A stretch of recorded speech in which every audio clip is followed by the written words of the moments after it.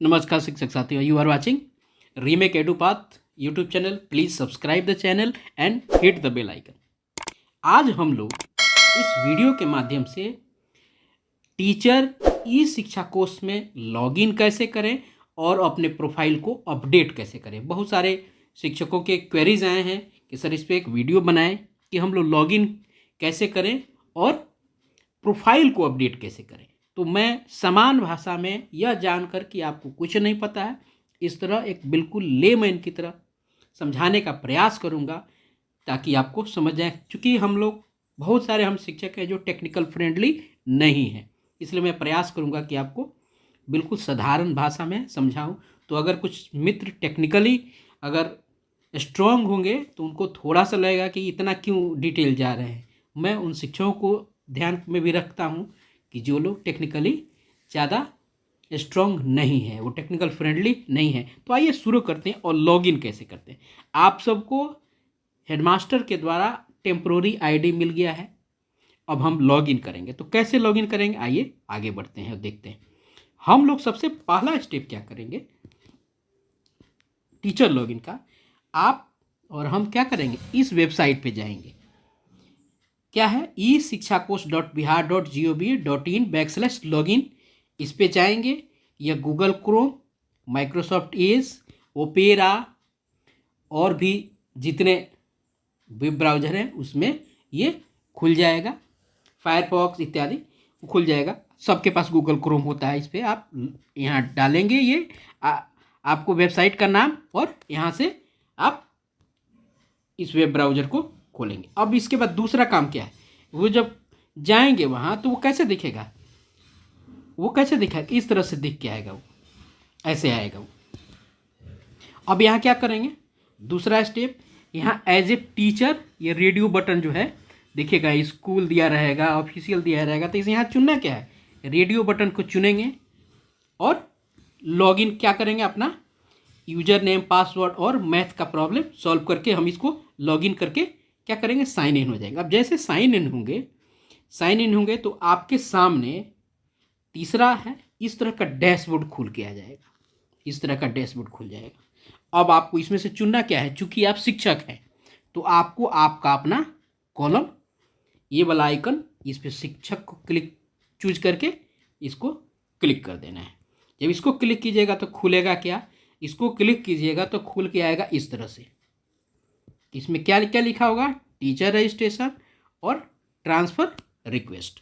अब यहाँ क्या करना है, अब आता है यहाँ, अब यहाँ हम क्लिक करेंगे किसको, टीचर रजिस्ट्रेशन को, ये वाले को। इसको क्लिक करेंगे तो क्या खुलेगा, जैसे उसको हम क्लिक करेंगे, टीचर रजिस्ट्रेशन को ये बोल रहा है कि टीचर रजिस्ट्रेशन को क्लिक कीजिए। जैसे क्लिक करेंगे तो ये सारा डिटेल इस तरह से खुल के आएगा, ऐसे दिखेगा। फिर आपको इस तरह से दिखेगा, ऐसे दिखेगा। अब यहाँ क्या करना है आपको, अब यहाँ आपको एक्शन और कार्रवाई में एक चीज़ दिख रहा है, एडिट प्रोफाइल। अब आपको यहाँ एडिट प्रोफाइल को चूज करके इसको क्लिक कर देना है। इसको जैसे क्लिक कीजिएगा बहुत सारे इन्फॉर्मेशन आपसे यहाँ पूछेगा, कई तरह की इन्फॉर्मेशन, बेसिक प्रोफाइल डिटेल। उसके बाद जैसे उसको कर लीजिएगा तो उसके बाद क्या कहेगा, अपनी सैलरी डिटेल डालिए, सर्विस हिस्ट्री डालिए और इन सबको अपडेट इन्फॉर्मेशन आप डाल के और उसको देख लीजिए।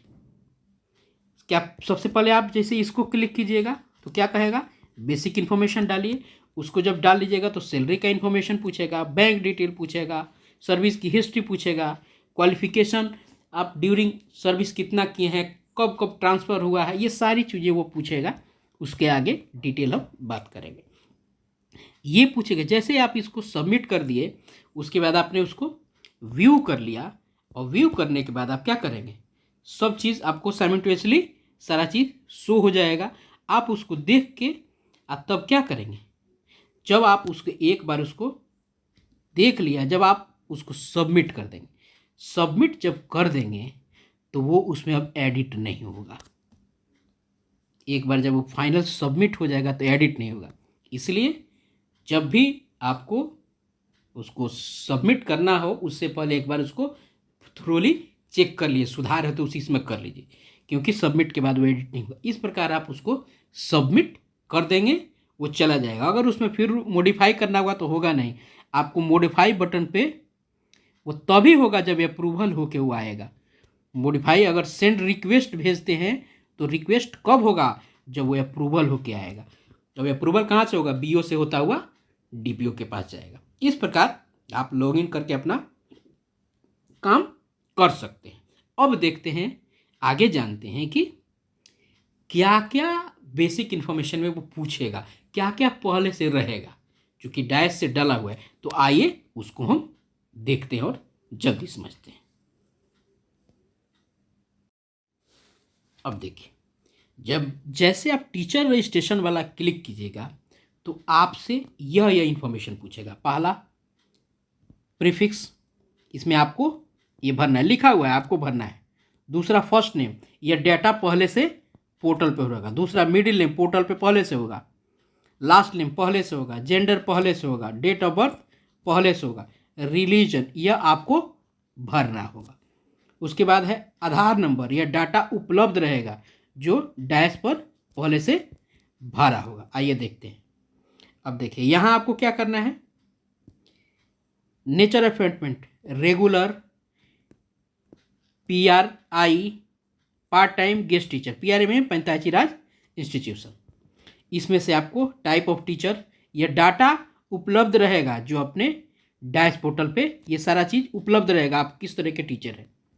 उसके बाद आपको 10वां नंबर भी, 11वां में यह भी डाटा पोर्टल पे पहले रहेगा। 12वां नंबर भी रहेगा, 13 भी रहेगा, 14 भी रहेगा। आपको कौन सा 15 नंबर आपको भरना होगा। क्या है 15 नंबर? 15 नंबर है डेट ऑफ फर्स्ट ज्वाइनिंग। ठीक है, चलिए।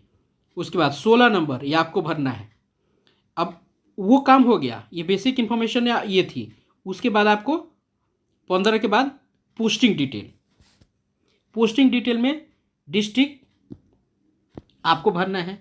दूसरा नंबर आपको भरना है क्लस्टर। तीसरा आपको भरना है स्कूल, यह आपको भरना है। अपॉइंटमेंट, अब यहाँ देखिए, यह डाटा उपलब्ध रहेगा जो आपने दिया है। अपॉइंटमेंट लेवल ये पहले से ये रहेगा, पहले से रहेगा। छठा अपॉइंटमेंट अथॉरिटी, यह आपको भरना है। इसमें से आपको चुन लेना है कौन सा आपका वाला है। आप डिपार्टमेंट है जिसके नगर निगम, नगर परिषद, पंचायत समिति, जिला परिषद, ये कैसे हैं। अगर नियमित वाले होंगे तो इसको वो करेंगे, और अगर पंचायती राज वाले हैं तो ये सब करेंगे। उसके बाद 7वां, यह भी पूर्व से पहले से रहेगा। उसके बाद आइए, उसके बाद है पर्सनल इन्फॉर्मेशन। पर्सनल इन्फॉर्मेशन में क्या क्या, पैन नंबर आपको भरना है, फादर नेम भरना है, मदर नेम आपको भरना है, मैरिटल स्टेटस आपको भरना है, ईमेल आईडी ये पहले से भरा रहेगा, ब्लड ग्रुप आपको भरना है। 7वां नंबर आपको भरना है, अगर आप फिजिकली डिसेबल हैं ये आपको भरना है। 9 नंबर भी आपको भरना है। 10वां इफ यस टाइप, यह आपको इसमें अगर ऊपर यस होगा तो आपको नीचे दिखाना पड़ेगा। अब देखिए परमानेंट एड्रेस, परमानेंट एड्रेस में पहला नंबर आपको भरना होगा। ये सारा एड्रेस आपको भरना होगा, ये सब परमानेंट एड्रेस पूरा देखना। और करस्पॉन्डेंस एड्रेस वाला भी आपको भरना होगा, पूरा का पूरा ये आपको भरना होगा। परमानेंट एड्रेस और वो सब कुछ आपको भरना होगा। उसके बाद आता है मैनेज अपॉइंटमेंट और current salary statement. Are you appointment under the Panchayati Raj निगम प्रारंभिक टीचर नियोजन, इफ यस तो आपको ये सारा चीज़ भरना होगा, ये आपको भरना होगा। क्या है, initial salary at the time of appointment, present salary, present basic salary, appointment letter number, date of present posting joining, PRAN, GPF, UN जो आपके पास उपलब्ध हो यह आपको दे देना है। पेमेंट प्रोसेस, यह बैंक होगा।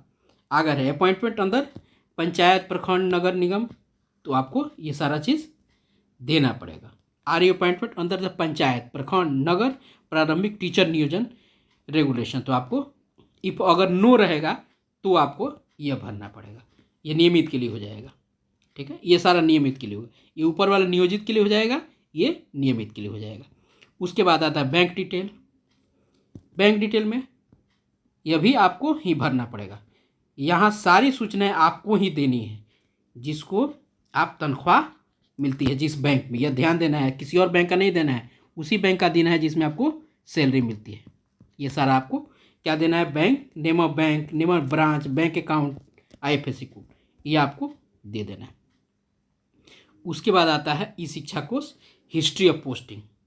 आपको अपनी पोस्टिंग की हिस्ट्री पूरी देनी है, आप कहाँ कहाँ रहे, इस सब कॉलम में आपको कब से कब रहे, इसमें क्या क्या पूछा है, name of school, designation, from service period to service period, subject taught, क्या पढ़ाते थे, ये सारा चीज़ आपको भरना होगा। क्लियर है? चलिए आगे बढ़ते हैं।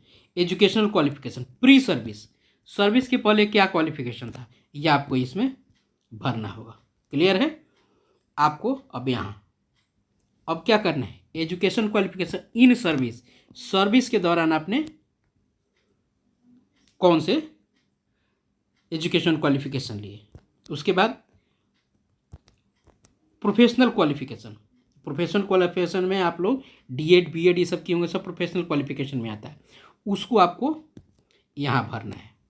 ठीक है, ये काम हो गया। उसके बाद अदर इन्फॉर्मेशन जो भी होगा इसमें आप उसको भर लेंगे। कंप्यूटर ट्रेनिंग, NCC ट्रेनिंग, जो भी आपको पता होगा उसको पढ़ लीजिएगा और आपको भरना है। ध्यान रखिएगा, लिखा होगा आपको क्या भरना है, कंप्यूटर ट्रेनिंग वाला आपको भरना है, ट्रेनिंग रिसीप्ट ये आपको भरना है। UDAS में जो होता है ना वहीं, और चीज़ें लगभग हो उसमें पूर्व से रहेगी। उसमें क्या सब भरना है, ये average number of hours of ICT, ये कॉलम आपको भरना है। अब आपको whether trained innovative pedagogy such as art, अगर इस तरह का है तो आपको भरना है। यहाँ देखिएगा NAS का मतलब क्या होता है, नेशनल अचीवमेंट सर्वे, SAS स्टेट अचीवमेंट सर्वे, यहाँ कहीं कहीं दिया होगा, उसको देख लीजिएगा। अब उसमें है SIOS state institute of open schooling, यहाँ होगा। देखिएगा जो चीज़ आपको भरा मिलेगा, जो खाली होगा वो आपको खुद से भर देना है। बहुत ज़्यादा बहुत डिफ़िकल्ट चीज़ नहीं है। उसके बाद क्या होगा, यहाँ भी और भी चीज़ें हैं। For teacher teaching primary classes, ये जो भी इंफॉर्मेशन आपको वहाँ होगा आप उसको FLN star, whether receive training यहाँ भर दीजिएगा सारा चीज़, whether receive training in FLN star भर देना है आपको। सारा चीज़ आपको, हर चीज़ आपको पता है, बहुत हार्ड एंड फास्ट कोई भी चीज़ नहीं है। इसको ऐसे ऐसे ही भरते भरते जाइएगा, सब कुछ आपको। अब देखिए, अगर यहाँ क्या है, training and language information in service training detail, last academic year, तो आप लास्ट एकेडमिक ईयर में क्या क्या है, कहाँ कहाँ किया था, वो सब चीज़ आपको यहाँ, पिछले साल जो आपने किया था वो सब चीज़ आपको यहाँ, अगर नहीं किया है तो नहीं भरना है, कोई दिक्कत नहीं है। ये सारा चीज़ आपको, अगर कोई चीज़ किया है भर दीजिएगा। इस तरह से ये सारी इन्फॉर्मेशन आपके लिए आई। आशा है आपको अच्छा लगा होगा और आपके लिए सुलभ हुआ होगा, चीज़ों को सरल किया होगा। आप अपना ध्यान रखिए। बहुत बहुत धन्यवाद।